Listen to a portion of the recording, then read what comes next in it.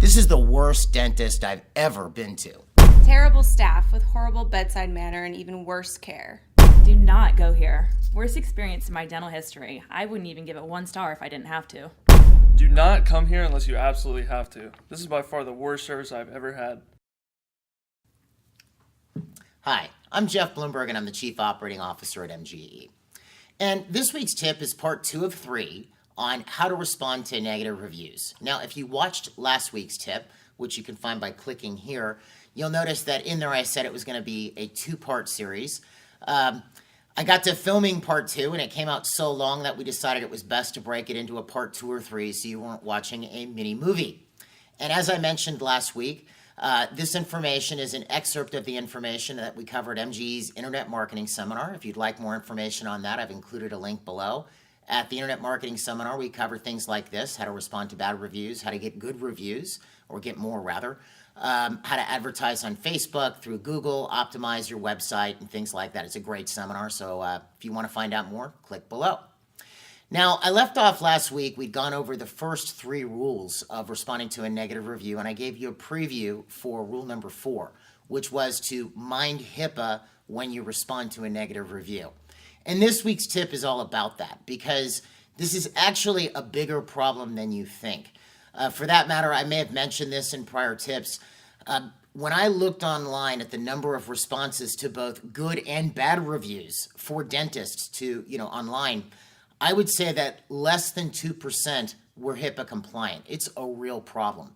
And this is actually a problem not just in dentistry, it's in healthcare in general because you have HIPAA.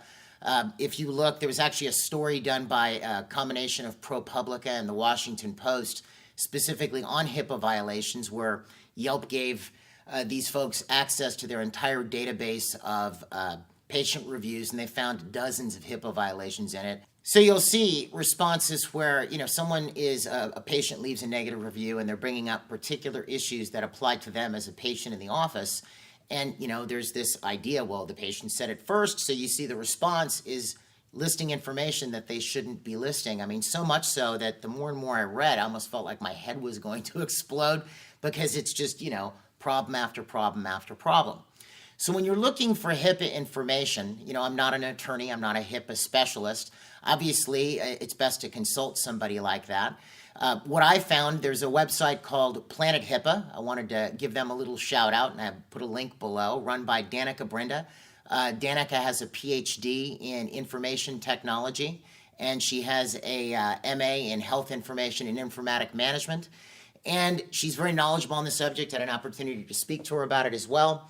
And the thing I liked about their information, or specifically her information on Planet HIPAA, was it made the information, for lack of a better word, alive. It was kept it interesting and made it very usable and immediately applicable. So if you have HIPAA questions, you can check that out. Now, specifically, the reason I bring up Planet HIPAA was there was a guest post that Danica did on the Yelp blog at the end of last year, where she took up those 2 issues specifically as far as answering reviews. And there were 2 key points I wanted to throw up on the screen for you so you can kind of think with this a little bit. So I'll throw this up on the screen. So this is from a guest post on the Yelp blog called An Expert's Guide to Patient Privacy and Online Reviews from December of last year. So we have myth number 1. A patient's review is an authorization for the provider or practice to disclose information regarding that patient. We just started to tackle that a little bit. So here's the response. False. If a patient chooses to post a positive or negative review about a healthcare organization or provider, they haven't provided the right or authorization to release any patient-specific information in response. Okay, well, there it is. It says best practice.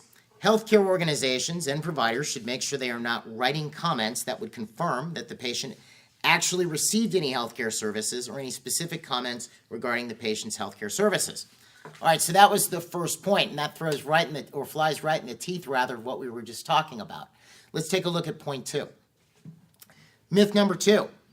If the patient posts private information about a provider or a healthcare organization online, then the healthcare organization or provider has the right to respond to the individual who posted the review in the same format. Okay, again, we have false. When a patient provides detailed and specific information about an experience with a provider or healthcare organization, they still have not provided authorization to the provider or healthcare organization to respond back with specific patient information and details. Best practice, just like with myth 1, comments should not confirm that the patient actually received any healthcare services of the organization or practice. Information gained through the course of a patient's care should never be shared on a public site without proper patient authorization. All right, so obviously, as you can see with this, just because the patient says something doesn't mean you can then say something as well. And with these 2 points in mind, I just want to show you, this is an example picked at random of a review I found online. Now, I want to point out that this response, the review itself is not one of these trolley reviews, you know. It's an actual valid complaint based on the things I was discussing in the last video. Maybe the way they expressed it was not very nice, but it's a valid complaint. But I want to show you the response with these 2 things in mind. So I'm going to throw this up on the screen. So here's the review. Wouldn't provide treatment that was offered over the phone. Seemed like, it's 1 star, seemed like they wanted nothing to do with me when I didn't want their $2,000 treatment. Tried to pawn me off on another dentist. Never had someone refuse to do something based on the fact I didn't want to spend $2,000. All right, fair enough. So as I've mentioned previously, you can look at, the person may not have understood the treatment plan and therefore they had confusions, and you get sort of an angry review where people get emotional and they tend to exaggerate things. Well, now let's look at the response. Response from owner. Dear blank, we apologize for any confusion you had at your appointment. Please understand that we did recommend an extraction and a bridge because they were what you needed for optimal long-term health. You only wanted to do the extraction, which Dr. Blank would gladly have done for you. Unfortunately, you also requested to be sedated and wanted to walk home. By law, we could not sedate you and allow you to walk home.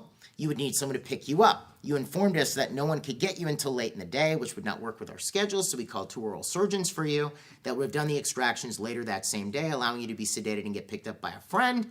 We hope this clarifies that we did not turn you away because they didn't want help or do the extraction for you, but that we legally could not sedate you and allow you to walk home. Now, I'm going to cut it off there. I'll leave it up on the screen here for a second. If you want to read it, you can always pause it. But now let's look at that. That's way too much information. Now, that's something you could say to somebody one-on-one, out of earshot of other patients, of course. That is private patient information. That's not the type of stuff that you want to throw out in a public forum. This was taken off of Google, the reviews on Google. And you can see that even what they did with the patient was not necessarily bad or negative, but again, it does not belong in a public forum. So you can see how this can get abused based on these rules I had showed you earlier.